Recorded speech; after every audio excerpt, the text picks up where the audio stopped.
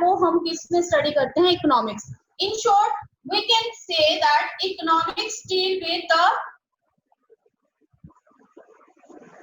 Economic development of a country. किसी भी country की जो डेवलपमेंट है वो इकोनॉमिक्स में हम स्टडी करते हैं। अब इकोनॉमिक डेवलपमेंट कहाँ पर होगी? इकोनॉमिक हम अगर हम 9th लेवल तक देखें तो हम कह सकते हैं कि इकोनॉमिक्स का मतलब क्या है कि जब हम इकोनॉमिक डेवलपमेंट की बात करें, इकोनॉमिक डेवलपमेंट तब होगी जब कंट्री की अर्निंग होगी। और अर्निंग कहाँ से होगी? जब हम डिफरेंट एक्टिविटीज परफॉर्म करते हैं। So the activities which we perform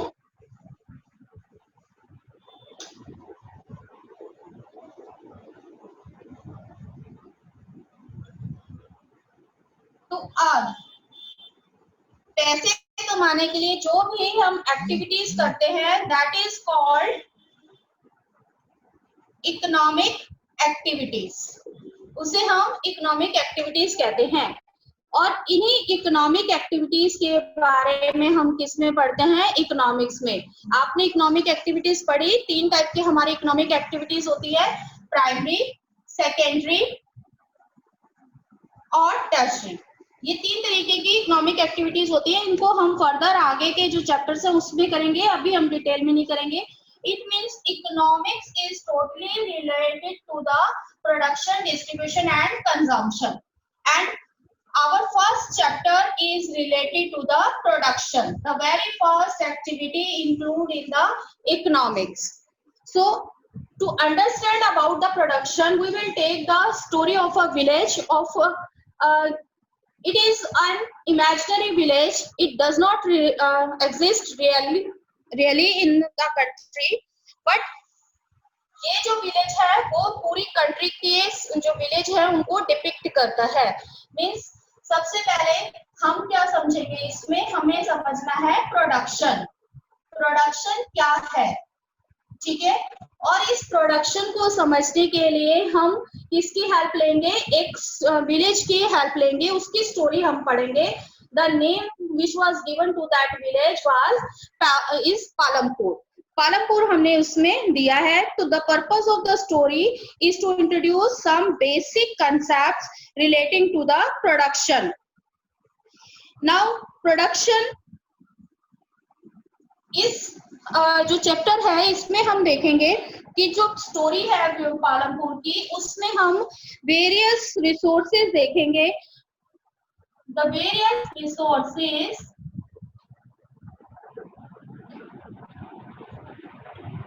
are combined to produce goods and services.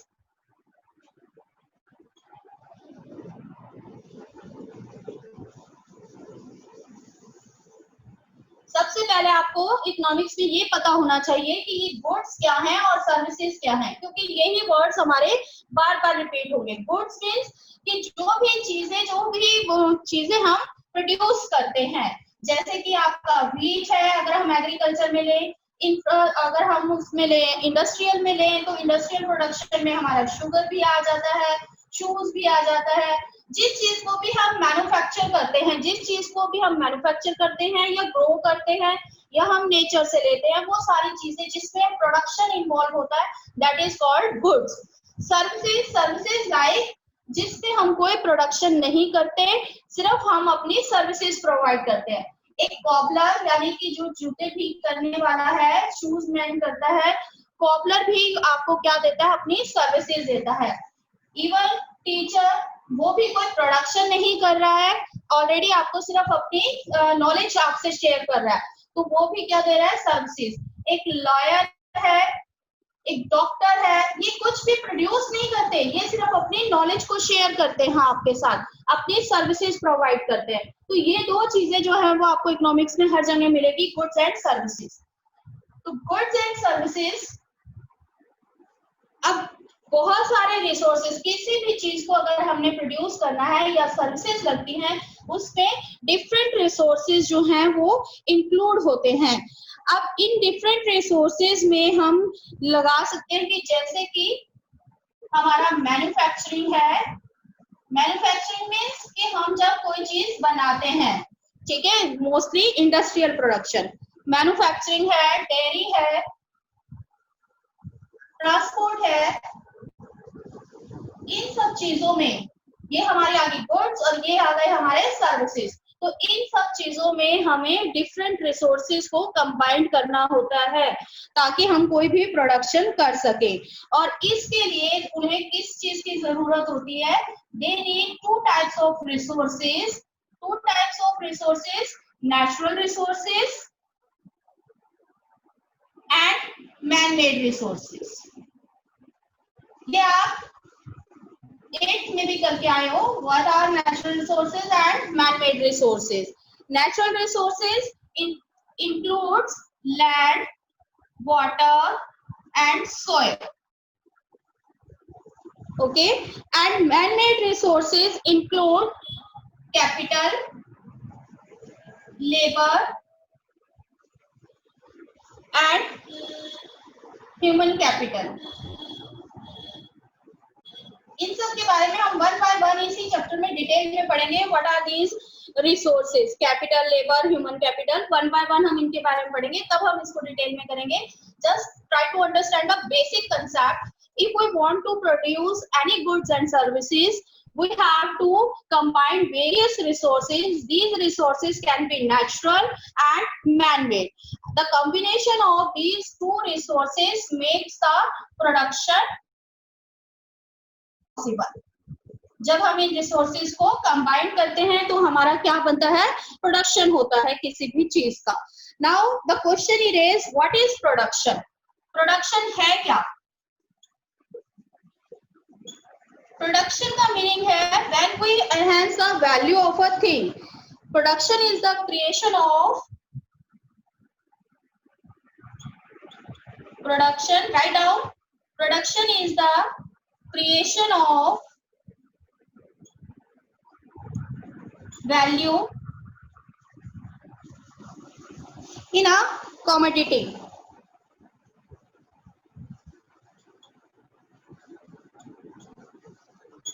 What do you mean by production? Production is the creation of value in a commodity. वो किसी भी चीज में value को create करना, उसकी वैल्यू को enhance करना क्या कहलाएगा? प्रोडक्शन। सपोज ये एग्जांपल आपका सिमिलरली 8 का एग्जांपल है। सपोज माइनिंग एरिया है। माइंस हमें पता है कि मिनरल्स हैं अर्थ के अंदर, मिनरल्स हैं अर्थ के अंदर। अगर अर्थ के अंदर ही है वो, उसको हम यूज ही नहीं कर रहे हैं, so they have no value. Then they have no value when we not using the minerals. But when we extract the minerals,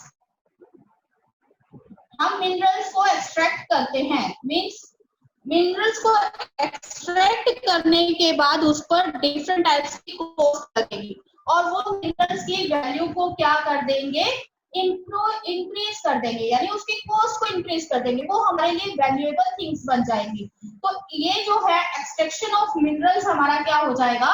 production, जिसमें हमने वैल्यू को एनहेंस कर दिया है किसी भी कमोडिटी की। ठीक है, तो ये हमारा क्या कहलाएगा? प्रोडक्शन। लेकिन जब तक मिनरल अर्थ के अंदर है, दे हैव नो वैल्यू। ठीक, लेकिन जैसे ही हम उनको एक्सट्रैक्ट करेंगे वो उनकी वैल्यू को एनहेंस कर देगा और that process will be called production. Now what is the aim of the production? Aim क्या है प्रोडक्शन का? सीधी सी बात कि प्रोडक्शन हम क्या कर रहे हैं? To produce goods and services, to produce goods and services we want। Main aim क्या है प्रोडक्शन का? हम क्यों किसी चीज को बनाना चाहते हैं, या हमें क्या जरूरत पड़ी है कि हम आज से उन मिनरल्स को निकालेंगे, इतना लेबर करेंगे, क्यों चाहिए?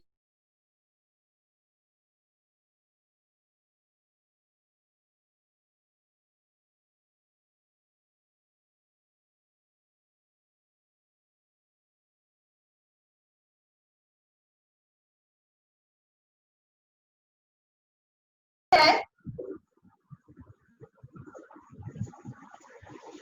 जैसे मैंने आपको बताया कि सबसे पहले हम इंट्रोडक्शन पर आते हैं।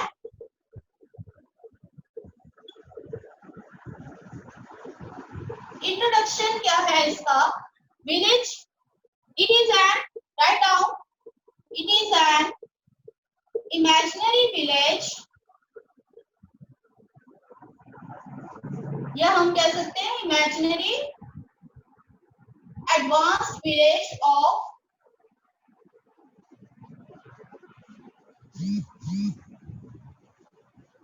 It does not really exist. जैसे मैंने आपको पहले बताया था, ये हमारे कंट्री का कोई भी विलेज हो सकता है।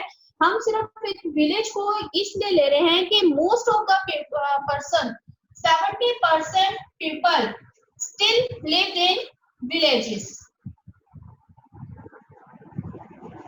and they are engaged in primary activities.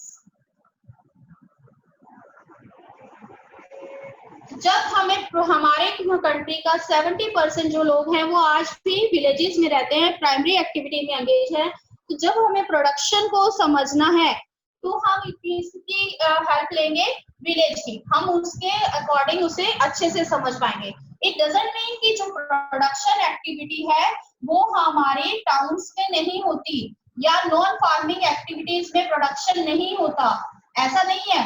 Production जो है वो हमारा नॉन फार्मिंग एक्टिविटीज में भी होता है, टाउन्स और सिटीज में भी होता है। इंडस्ट्रीज में जो प्रोडक्शन हो रहा है वो हमारा कैसा है? नॉन फार्मिंग है। लेकिन हमारा जो ज्यादा कंसर्न है वो विलेजेस से, इसलिए हमने यहाँ पर एग्जांपल लिया है विलेज का। और ये एक विलेज जो है इंडिया के मैक्सिमम जो विलेजेस हैं उनकी कंडीशंस को जो है डिपिक्ट करता है। इसलिए अगर आपको कोई भी क्वेश्चन आता है विलेजेस के लिए, इंडिया में विलेजेस की क्या कंडीशन है, किस तरीके का वहां पर इंफ्रास्ट्रक्चर मिलता है इंडिया के विलेजेस में, किस तरीके की प्रॉब्लम्स जो है फार्मिंग प्रॉब्लम्स इंडिया के विलेजर्स को फेस करनी पड़ती है, तो हम इन्हीं पॉइंट्स को वहां पर लिखेंगे, क्योंकि ये जो विलेज पालमपुर है वो किसको डिपिक्ट कर रहा है? इंडिया के सभी विलेजेस को। Now come to the points, which type of facilities are available in the village Palampur. First, it is an imaginary village. It is well connected with neighboring village,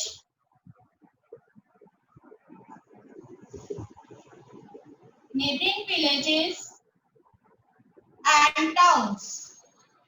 जो इसके आसपास के विलेज और town है इससे ये well connected है। इसके पास ही एक जो है वो बिग जो विलेज है दैट इज रानीगंज। ये सभी क्वेश्चंस जो हैं वो आपको 1-1 मार्क्स में पूछे जा सकते हैं। Raniganj which is only 3 kilometre from Palampur,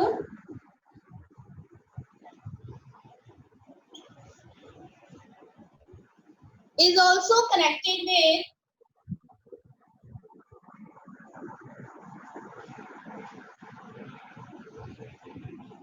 all weather roads, we can say it metal roads। इसके पास का ही एक बहुत बड़ा जो है विलेज है रानीगंज, जो इससे कितने किलोमीटर दूर है? 3 किलोमीटर। और पालमपुर और रानीगंज जो है वो मेटल रोड से कनेक्टेड हैं। जैसा कि आप जो हमारे इनिशियल विलेजेस देखते हैं उसमें कच्ची रोड्स होती थी, लेकिन ये एक एडवांस विलेज है जहां पर सभी रोड्स क्या है? मेटल रोड्स हैं। And it also will connect with Raniganj to Shahpur. अब 3 विलेज है, ये है पालमपुर, सेकंड है रानीगंज और थर्ड है शाहपुर। पालमपुर जो है रानीगंज से वेल कनेक्टेड है with through the metal road. Similarly Raniganj से शाहपुर भी जो है वो क्या जाती है, मेटल रोड जाती है। तो it means all these villages are connected with the all weather road और metal roads. The third is fourth is different modes of transports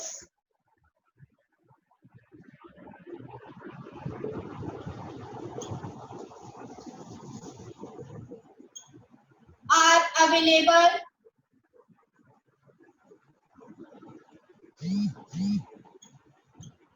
in the village Palampur.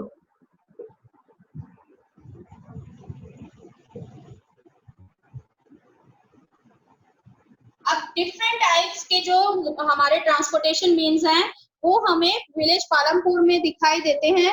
अब ये डिफरेंट टाइप के transport क्या है, like bullock cart,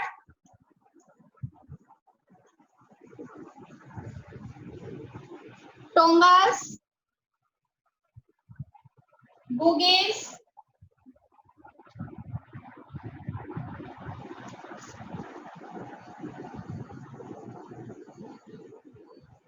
ये तो हमारे हो गए जो आपको विलेजेस में दिखाई देते हैं मेनली। और इन जो हमारे मीन्स ऑफ ट्रांसपोर्ट है, दे आर यूज्ड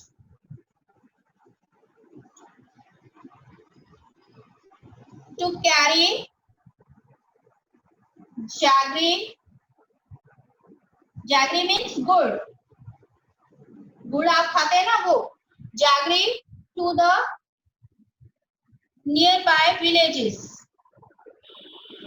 ये आपको 1 मार्क में क्वेश्चन पूछा जाता है कि जो बुलॉक कार्ट या टोंगस और बोगीज हैं वो किसके लिए यूज की जाती हैं, जैगरी, या जैगरी को ट्रांसपोर्ट करने के लिए किन मीन्स ऑफ ट्रांसपोर्ट का यूज किया जाता है। Along with this mode of transport, there are also some type of transport available in the Palampur, that is jeep, tractor, motorcycle, truck, etc. These means of transport also can be seen in the village Palampur. So it is a advanced village. Now ये आपको एक पूरा 3 marks का question भी बनेगा और separately 1 marks के question भी इसमें से आपको आ जाते हैं। So you must know about the facilities available in the village Palampur. Now what about the families? There are 450 families. अब इसमें कितनी फैमिलीज है, 450 फैमिलीज हैं। Among them 80 families, इनमें से जो 80 फैमिलीज है that are of upper caste family,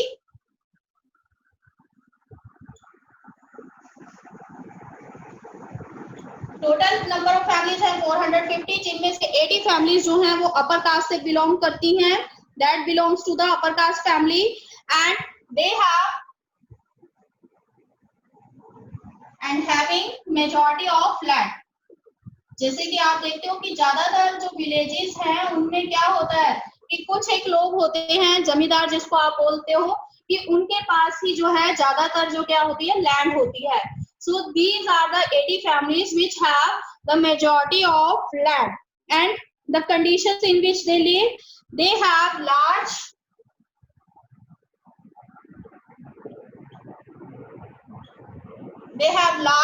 pakka houses. Pakka houses, you know that, made of bricks and cement. पक्का हाउसेस हैं उनके। इसके बाद जो सेकंड कैटेगरी है वहां फैमिलीज की, वो है एससीज की, शेड्यूल कास्ट लोगों की। सो 6 नंबर इज एससीज, जिनको हम दलित्स भी कहते हैं। They are the 1/3 of population of village Palampur. Palampur की टोटल पॉपुलेशन का 1/3 जो है वो एससीज हैं, और ये कैसी कंडीशंस में रहती है? दे live separately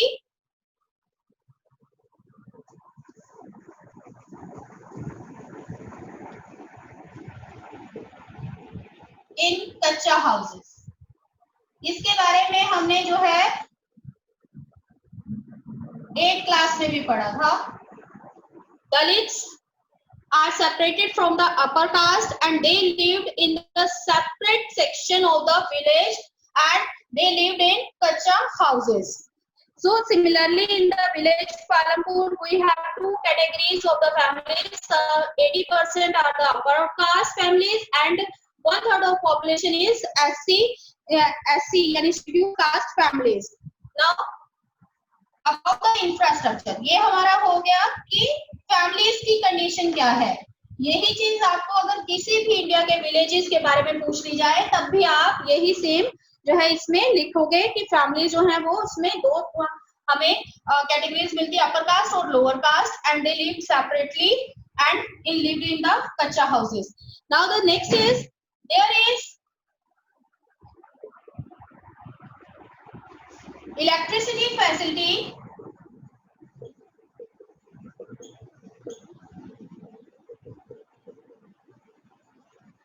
in the village।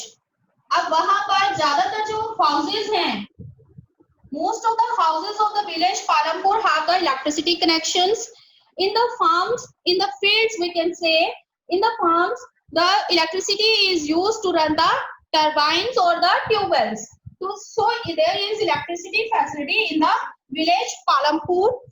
Next is, along with these facilities in the infrastructure, it has two primary schools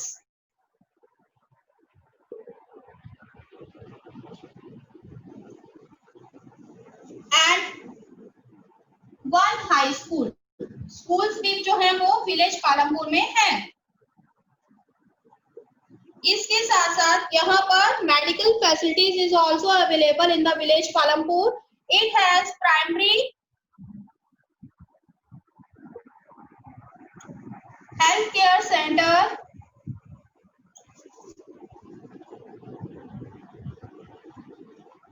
which is run by the government। Primary health care centre है जो कौन चलाता है? गवर्नमेंट चलाती है। along with this government health care center there is also one private dispensary and one private dispensary।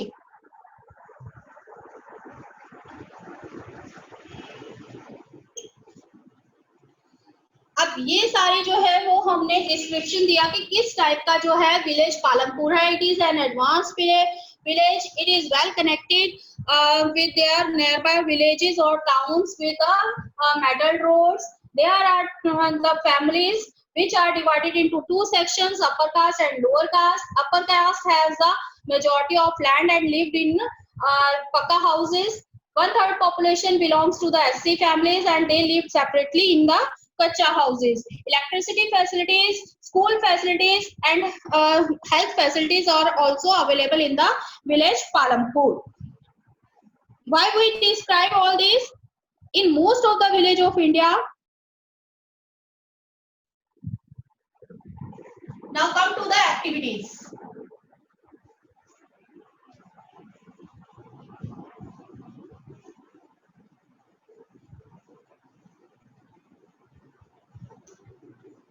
in most of the village of India, the main occupation of the people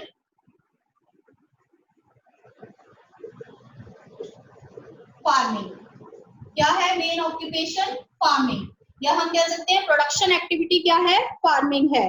तो main occupation या हम इसको कह सकते हैं और production activity.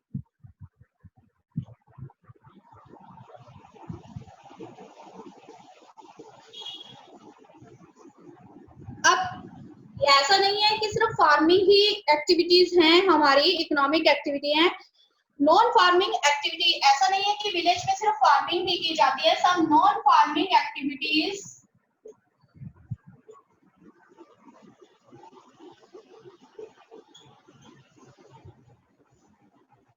includes,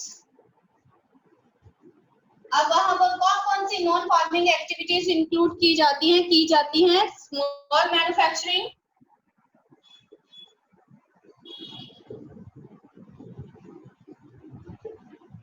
small scale पर shoes बनाना, clothes making, these are considered as a small manufacturing, transport, shopkeeping,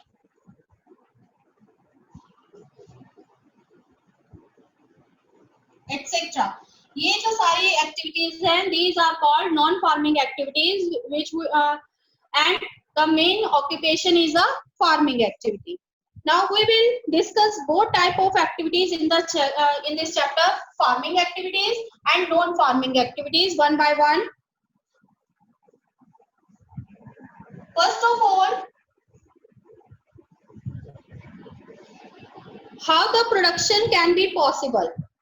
कोई भी चीज अगर हमें प्रोड्यूस करनी है तो उसके लिए हमें किसकी जरूरत पड़ेगी, हम अकेले कुछ नहीं कर सकते, हमें डिफरेंट रिसोर्सेज की जो है उसमें जरूरत होगी। So we need different types of resources to produce any goods और सर्विसेज। अब ये रिसोर्सेज कुछ जो है वो नेचुरल है और कुछ मैनमेड, जैसा मैंने आपको बताया था। तो इसमें हमें बेसिक रिक्वायरमेंट क्या, तो अगर हमने प्रोड्यूस करना है तो उसके लिए हमें कुछ रिक्वायरमेंट्स जो है वो उसमें एसेंशियल होती हैं। Basic requirements for the production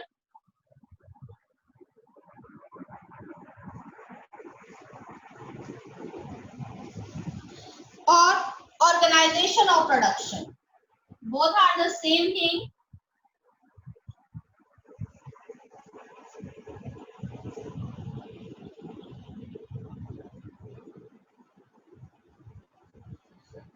किसी भी गुड को अगर हमें प्रोड्यूस करना है, if we want to produce any good, we have some basic requirements and these requirements are called factor of production.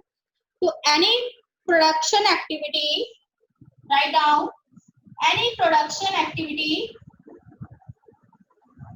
students, we were doing basic requirements for the production, or we can say organization of production. There are four production factors, four factors which make production possible. Any production activity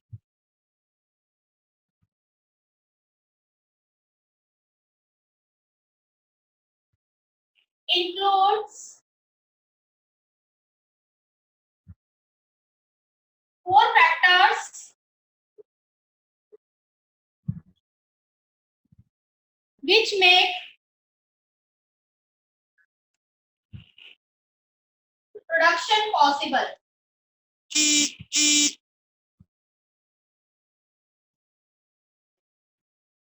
First of all, students, this is very important question. It is also asked in 5-mark questions, and all the four factors they can be asked separately in 3 marks questions. So this is very important question. Write down the points.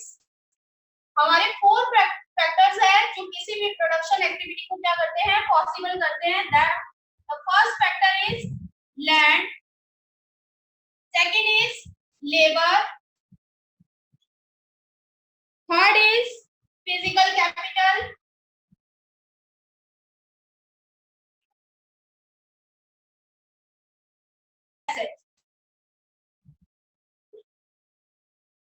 It is a fixed asset means ना तो आप land को कम कर सकते हैं, ना ही आप land को इंक्रीज कर सकते हैं। वी कांट इंक्रीज और decrease the land, it is a fixed asset, but we can use the same land for the different purposes. हम हमारे पास जितना भी इतना लैंड एरिया है, अब ये हमारे ऊपर डिपेंड करता है कि सारे एरिया को हम फार्मिंग के लिए यूज कर लें या इसका कुछ पोर्शन जो है फार्मिंग में लगा दें, कुछ पोर्शन जो है इंफ्रास्ट्रक्चर के लिए यूज कर लें या कुछ पोर्शन पर हम हाउसेस बना दें। ये हमारे ऊपर डिपेंड है, हम उसी लैंड को किसी भी तरीके से यूज करें। तो land had different uses and it is a fixed asset. It also includes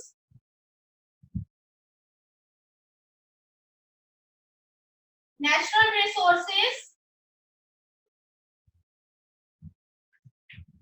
like soil, water, forest, minerals, इन सब नेचुरल रिसोर्सेज को भी हम लैंड में ही इंक्लूड करते हैं.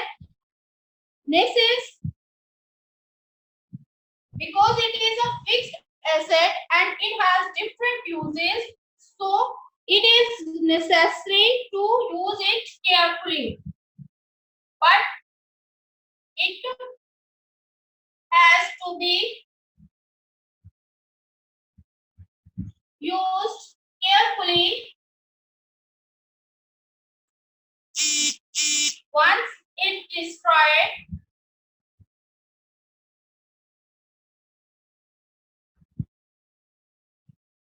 it is very difficult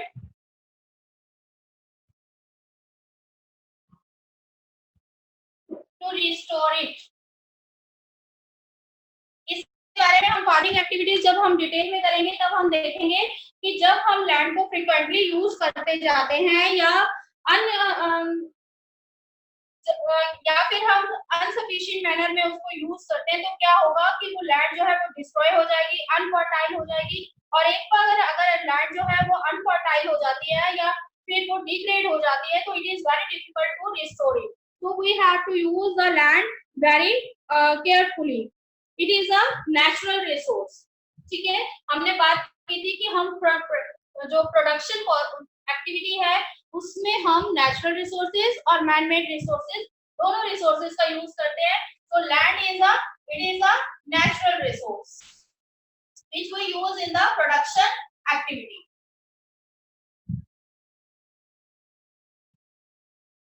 So it is the first requirement of the production activity.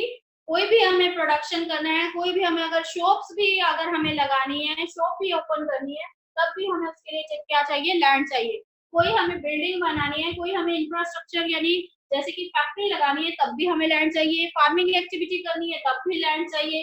अगर हम कोई फिशिंग कर रहे हैं या तो उसके लिए हमें वाटर चाहिए. अगर हम कोई प्रोडक्शन एक्टिविटी यानी जैसे कि मेडिसिन वगैरह प्रोड्यूस कर रहे हैं तो उसके लिए हमें फॉरेस्ट चाहिए. मिनरल्स का ऑलरेडी मैंने आपको एग्जांपल दिया था कि minerals are used in the industrial sector. So it is also extract from the nature. So this is our first factor of production, land. Second is labor. अब हमारे पास land है जिस पर हमने कोई बिल्डिंग बना दी या फिर हम फार्मिंग करना चाहते हैं. लैंड तो है लेकिन उस पर हमें काम करने के लिए पर्सन्स पे चाहिए. That is called labour. So it is a man made resource. First of all it is a man made resource.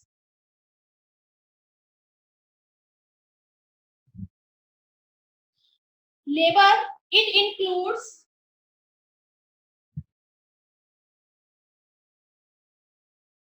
the people.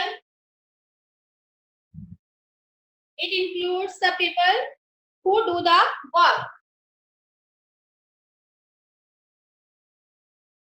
इसमें हम उन सभी लोगों को इंक्लूड करते हैं जो काम करते हैं. Actually, it is an active factor of production.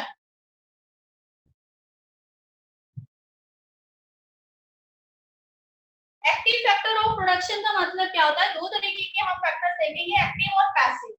Active का मतलब क्या है कि जो खुद से काम करता है, खुद चलता फिरता है, एक्टिव है वो प्रोडक्शन एक्टिविटी में. और पैसिव जो है वो उसे हम सिर्फ यूज करते हैं. जैसे कि लैंड खुद नहीं चलेगी तो वो क्या हो जाएगा, पैसिव फैक्टर ऑफ प्रोडक्शन हो जाएगा.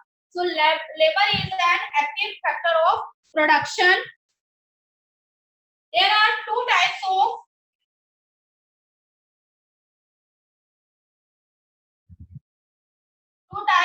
लेबर. अब टू टाइप्स ऑफ लेबर क्या है? सबसे पहले हमारे पास इसमें आती है skilled labour and second is unskilled labour. Two types की है। स्किल्ड लेबर क्या है, जिसमें ज्यादातर जो यूज होता है वो किसका होता है, यूज मेंटल वर्क का। और अनस्किल्ड लेबर कौन सी है, जिसमें वो अपनी फिजिकल स्ट्रेंथ का यूज करते हैं।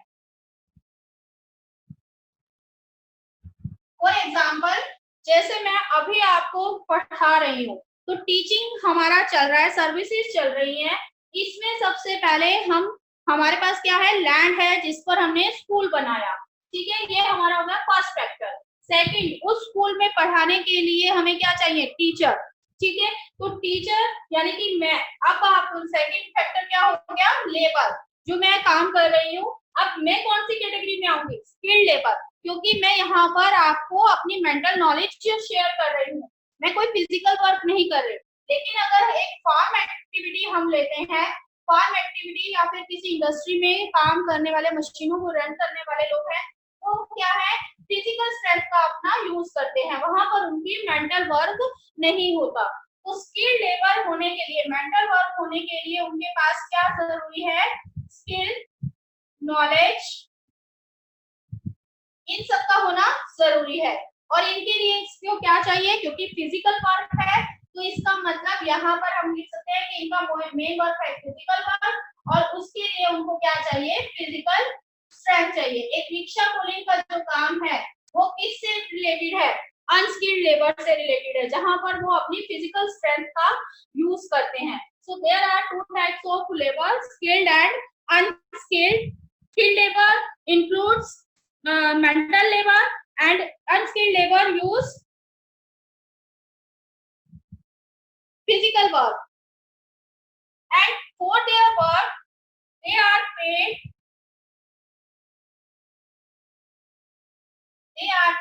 in wages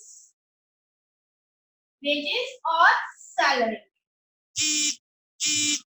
स्किल्ड लेबर है, उनको क्या मिलेगी, सैलरी, जैसे कि हमें मिलती है। अगर कोई मजदूर है, कोई लेबर ऐसे काम कर रही है जो फिजिकल वर्क कर रही है, तो उसको क्या मिलते हैं, wages. So they are paid in wages, in terms of wages and salary. So this is our second factor of production. Without labor, we can't use any factor of production. Third is physical capital. Third factor of production is physical capital.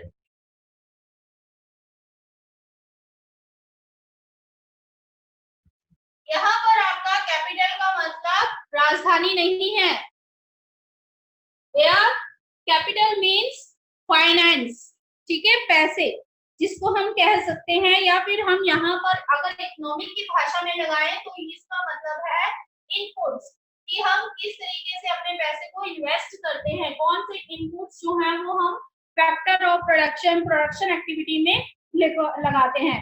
So this is also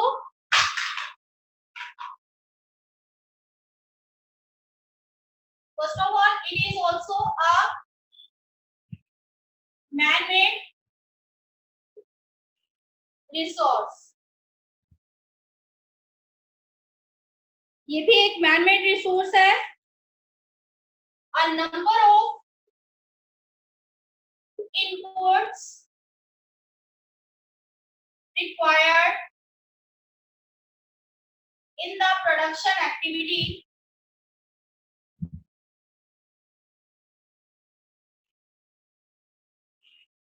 we can classify these inputs, यानी जो भी हम उसमें investment आप कह सकते हो, simple अगर हम टाउन में बात करें तो इनपुट्स का मतलब कि हम क्या क्या इन्वेस्टमेंट करते हैं, किस किस वे में हम अपने पैसे को लगाते हैं। तो ये इनपुट्स जो है वो हमारे यहाँ पर क्या हो जाते हैं, टू कैटेगरीज में हम इनको डिवाइड कर सकते हैं। इनपुट्स फिक्स्ड, कुछ इनपुट्स होते हैं हमारे फिक्स होते हैं, और कुछ जो है वो क्या होते हैं, हमारे working. We can classify the inputs into two categories, fixed and working.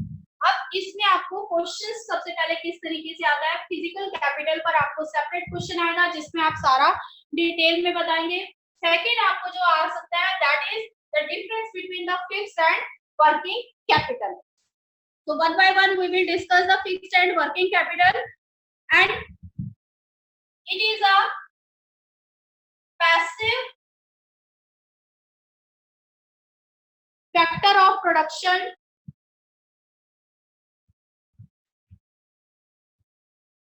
It is all general about physical capital. It is a passive factor of production, and the capital has economic value. इसकी अपनी एक economic value है. आप कोई भी fix capital लगाओ या working लगाओ, उसकी अपनी इकोनॉमिक वैल्यू है. जब हम इसको डिस्कस करेंगे तो आपको ये पॉइंट क्लियर हो जाएगा. Now come to the first category of the physical capital, fixed capital.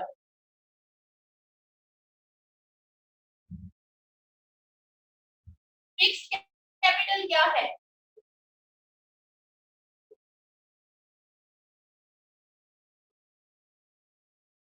As its name suggests, fixed. When we put these inputs, then there is no need to for a long time to input again and again. अगर एक बार हम इनको लगा देते हैं, इस fix capital को लगा देते हैं प्रोडक्शन एक्टिविटी में, तो उसके बाद जरूरत नहीं कि हम उसे हर बार जो है उसे हमें लगाना पड़े. They work for a long time. So the inputs, write down the inputs which are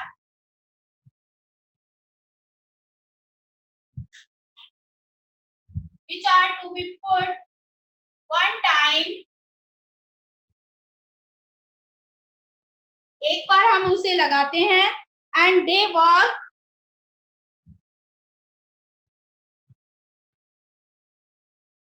for a long time.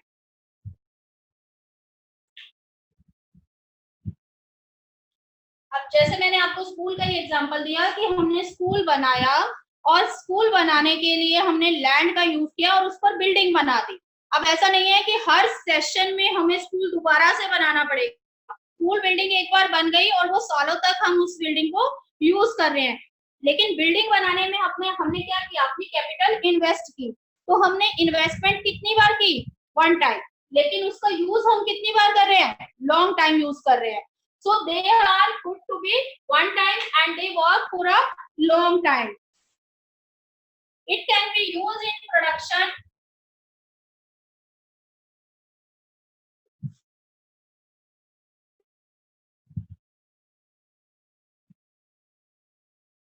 Used in production for many years.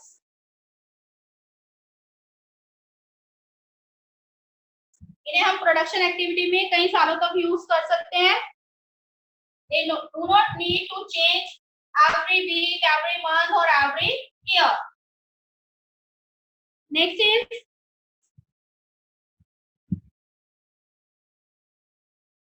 we do not need to spend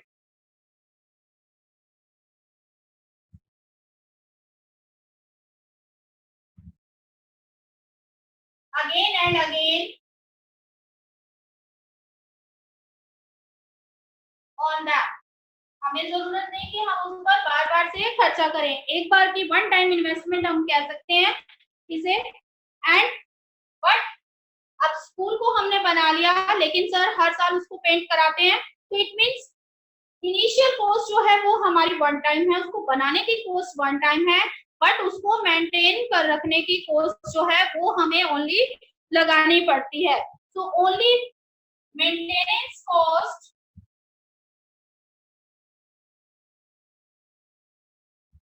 is there. सिर्फ उसको maintain करने की जो cost है वो हमें हर बार करनी पड़ती है. अब इसके क्या एग्जांपल हो सकते हैं? जैसे कि टूल्स है, मशीनरी है, बिल्डिंग्स है,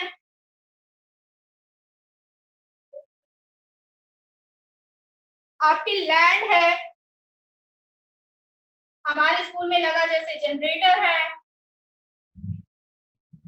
हमारी कंप्यूटर लैब है जिसमें डिफरेंट कंप्यूटर्स लगे हुए हैं, all these are known as a fixed capital. इनको हमने एक बार लगा दिया तो हर बार आपको कंप्यूटर हर साल या हर हफ्ते नहीं बदलना पड़ता। लैंड एक बार यूज कर ली उसको आपको बार बार नहीं करना है। जनरेटर एक बार हमने खरीद लिया उसको हर साल नहीं करना है। मशीनरी हमने अगर किसी इंडस्ट्री में लगा दी तो उसके लिए हमें हर बार मशीनरी चेंज नहीं करनी पड़ती। जितनी बार हम प्रोडक्शन करेंगे हमें ये चीजें चेंज नहीं करनी पड़ती। तो they are used for a long time and the investment is one time. So they are called fixed capital. Any doubts, student? Now next is the working capital.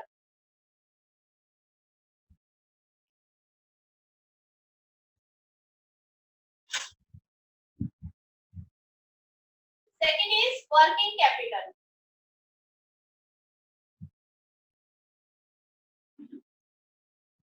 अब working capital क्या है? We have to put these inputs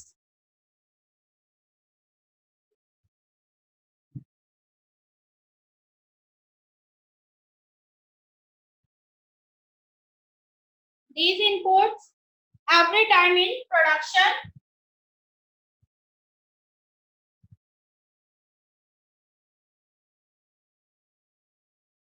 activity. जितनी बार भी हम production करते हैं तो इन inputs को हमें लगाना पड़ता है। जैसे कि अगर हम कोई इंडस्ट्री लगा रहे हैं तो उसमें मान लिया कि हमने मशीनरी वन टाइम यूज कर ली, टूल्स जो है वो वन टाइम हो गए, बिल्डिंग भी हमने बना ली, लेकिन इन सब चीजों के साथ हमें क्या चाहिए होगा? जिस भी चीज का हम प्रोडक्शन कर रहे हैं, सपोज हम शुगर का प्रोडक्शन कर रहे हैं तो वन टाइम प्रोडक्शन के लिए हमें क्या चाहिए? Sugar cane. फिर वो जब उस शुगर केन से हम शुगर प्रोड्यूस कर लेंगे तो दोबारा शुगर प्रोड्यूस करने के लिए हमें फिर क्या चाहिए? Sugar cane. तो शुगर केन क्या है? उस इंडस्ट्री के लिए, शुगर इंडस्ट्री के लिए क्या काम करेगा? रॉ मटेरियल का। तो किसी भी प्रोडक्शन एक्टिविटी में हमें रॉ मटेरियल जो है वो बार बार लगाना पड़ता है। जैसे कि अगर हम कपड़ा बनाने का काम कर रहे हैं, कॉटन क्लोथ्स बना रहे हैं, तो उसके लिए हमें कॉटन को यूज करना होगा। कॉटन क्या है? रॉ मटेरियल, जिसको हम किस में कन्वर्ट करेंगे? Finish goods. दो चीजें हमारे पास होती हैं, रॉ मटेरियल और दूसरा होता है फिनिश गुड्स। अब रॉ मटेरियल क्या है कि जिस चीज से हम किसी चीज को प्रोड्यूस करते हैं, यानी यहाँ पर हम सपोज यहाँ पर कॉटन है तो कॉटन से हम क्या बना रहे हैं? Cotton cloth. तो कॉटन क्लॉथ क्या हो जाएंगे? हमारे फिनिश गुड्स, और कॉटन क्या हो जाएगी? Raw material. ऐसे ही यहाँ पर व्हीट है, व्हीट हमारा रॉ मटेरियल हो जाएगा अगर हम उससे जो है फ्लोर बना रहे हैं, मैदा या आटा बना रहे हैं, तो ये हमारा क्या हो जाएगा? Finish goods. तो दो टर्म्स जो है वो आपको इकोनॉमिक्स में बार बार मिलेगी, रॉ मटेरियल और फिनिश गुड्स। तो इट मींस कि ये जो है इनपुट वो हमें वन टाइम इन्वेस्टमेंट नहीं है, ये हर बार हमें लगानी होती है। So these are used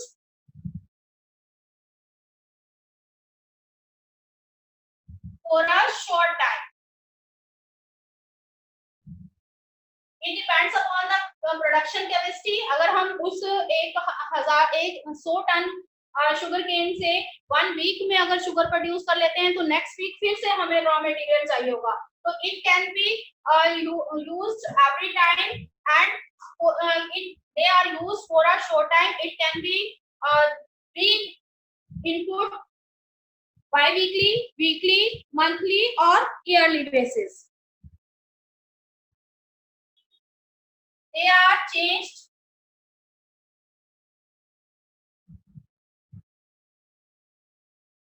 every time. एक और चीज है वर्किंग कैपिटल में, दे आर वेरिएबल। जरूरी नहीं कि आप सेम इन्वेस्टमेंट करो, वेरिएबल है कि आप अगर इस बार जो है वो आपने 100 टन जो है शुगर केन लिया और उससे शुगर प्रोड्यूस की, तो मे बी नेक्स्ट टाइम आप अपना प्रोडक्शन इंक्रीज करके 150 टन शुगर केन परचेज करो और उससे शुगर करो, प्रोड्यूस करो। तो इट मींस ये क्या है? वेरिएबल है, कोई भी फिक्स नहीं है कि हमने इस बार इतने ही टन लिया है तो नेक्स्ट टाइम भी हमें इतना ही लेना है। They can be varied according to our production capacity or production knowledge. To bear this cost,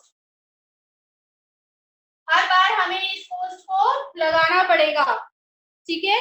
next हमारे जो इसके एग्जाम्पल है, money in hand raw material and money in hand. Raw material का मैंने ऑलरेडी आपको बता दिया। मनी इन हैंड का मतलब क्या है, जैसे कि अब मैं स्कूल में पढ़ा रही हूँ, सर को हर बार मुझे देना पड़ेगा, लेक्चर में आपको देती हूँ हर बार, और उसके लिए सर को हर महीने मुझे क्या देनी होगी, सैलरी, और उस सैलरी को देने के लिए उनके पास क्या चाहिए, कैश होना चाहिए। तो कुछ जो पेमेंट्स करने के लिए हमें क्या चाहिए, हाथ में पैसा, कैश चाहिए, तो मनी इन हैंड। तो these are the raw material, ये हर बार हर मंथ उनको चाहिए होगी। मैं सिर्फ आपको एक एग्जांपल दे रही हूँ, ऐसे ही आप किसी भी इंडस्ट्री में देखते हो, उनके वर्कर्स को भी जो है पेमेंट की जाती है। कुछ उनके जो बायर्स हैं, सेलर्स हैं, उनको भी उन्हें पेमेंट करनी होती है, जिसके लिए उनको क्या चाहिए, कैश इन हैंड चाहिए, मनी इन हैंड चाहिए। तो both of these are working capital. Now the fourth factor, fixed capital means one time investment, working capital means every time investment. Fourth factor is human capital.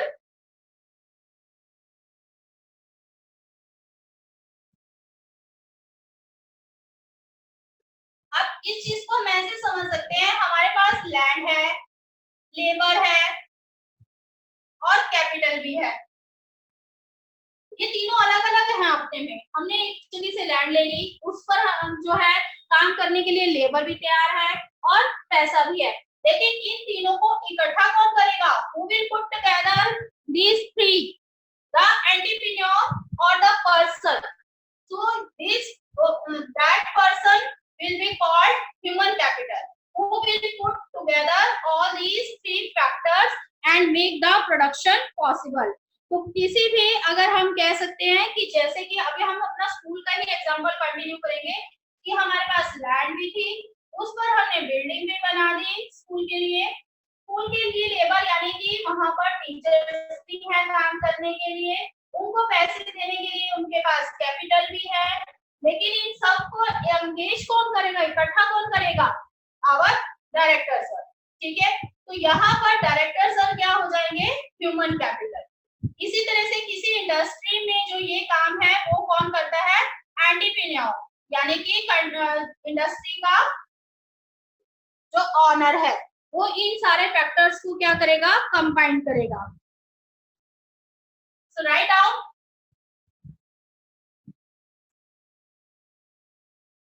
first of all, it is the fourth basic requirement of the factor of production.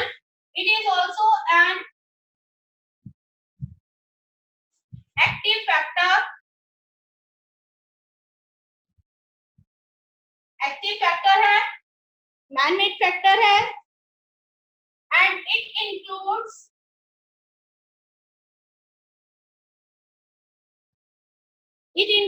Trained people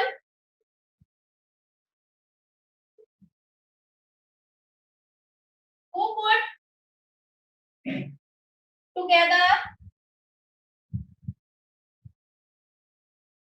other factor of productions,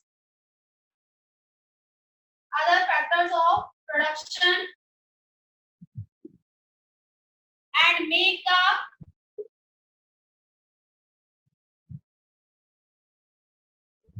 production possible.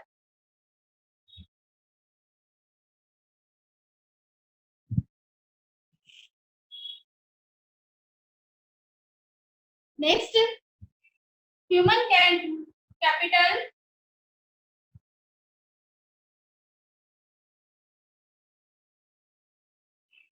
can be enhanced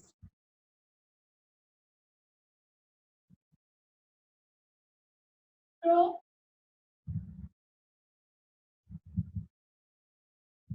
knowledge, skill, education and training.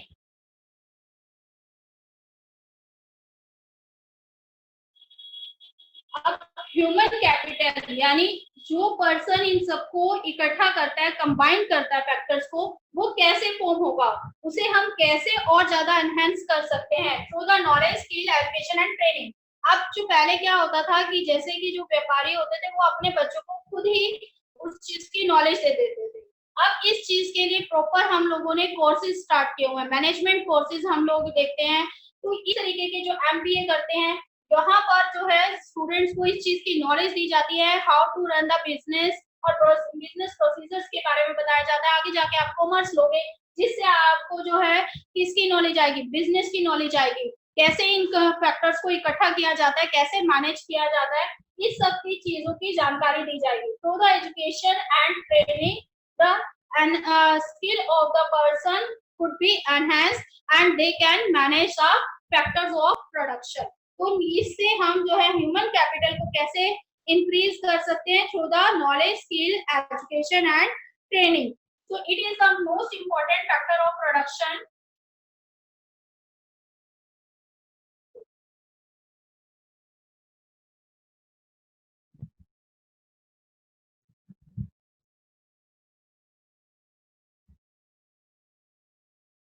क्योंकि ये सभी जो factors को है वो इकट्ठा करता है, तो इसलिए ये सबसे इम्पोर्टेंट फैक्टर है प्रोडक्शन का।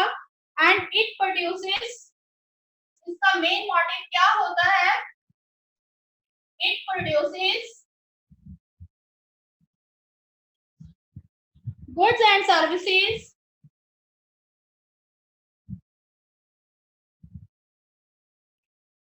फॉर सेल्फ कंजम्पशन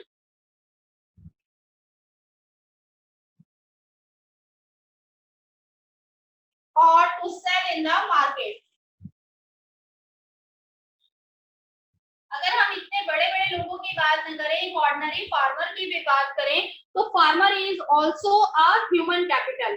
वो क्या करेगा, अपनी लैंड लेगा, लैंड पर इनपुट्स लगाएगा, मशीनरी, हल, जो भी उसको टूल्स लगाने हैं, टूल्स लगाने के बाद उसको रॉ मटेरियल यानी बीज, सीड्स, खाद, मैन्योर, इन सब के लिए जो है क्या चाहिए होगी, कैपिटल चाहिए होगी। तो वहां पर वो कैपिटल इन्वेस्ट करेगा और इन सारे फैक्टर्स को इकट्ठा करके वो क्या करना शुरू करेगा, अपनी लैंड पर काम करना, फार्मिंग करना शुरू करेगा। तो farmer is also a human capital in the farming activity. तो हर जो प्रोडक्शन एक्टिविटी है उसमें हमें क्या दिखाई देते हैं, ह्यूमन कैपिटल फॉर्मेशन दिखाई देती है। Every production, now we have discussed all the four factors of the production activity is possible through these four factors. So these are combinedly